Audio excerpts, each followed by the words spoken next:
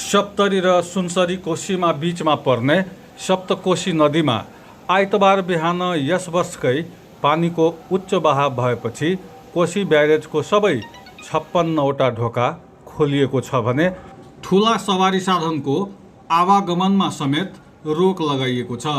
पछिल्लो पटक आइतबार बिहान 9 बजे 4,31,525 क्युसेक प्रति सेकेन्ड पानीको बहाव भएपछि 56वटै ढोका खोलिएको हो। बिहान 11 बजेसम्म पानीको बहाव अझै बढेर 5,10,960 क्युसेक प्रति सेकेन्ड पुगेको कोशी ब्यारेज कन्ट्रोल रुमले जनाएको छ।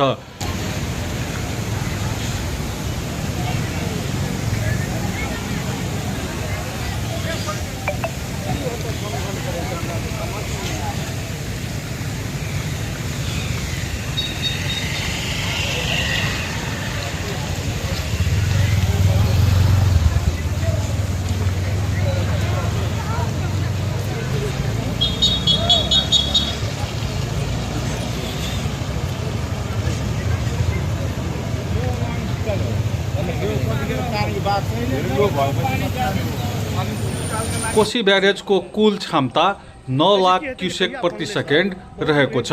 कोशीमा पानीको बहाव निरन्तर बढ्दै गएपछि प्रहरीले पुलमा ढाट लगाएर आवागमन बन्द गरिएको जनाएको छ। प्रहरी नायब उपरीक्षक गौतम केसीका अनुसार खतरा सम्बन्धी सङ्केत स्वरूप रातो झन्डासँगै रातो बत्ती पनि बालिएको र हुन सक्ने जोखिमबारे उच्च सतर्कता अपनाउन स्थानीयलाई आग्रह समेत गरिएको र प्रहरी प्रशासनलाई हाई अलर्टमा राखिएको छ। कोशी ब्यारेजको इतिहास हेर्दाखेरि 56वटै ढोका खोलिएको यो छैठौँ पटक हो।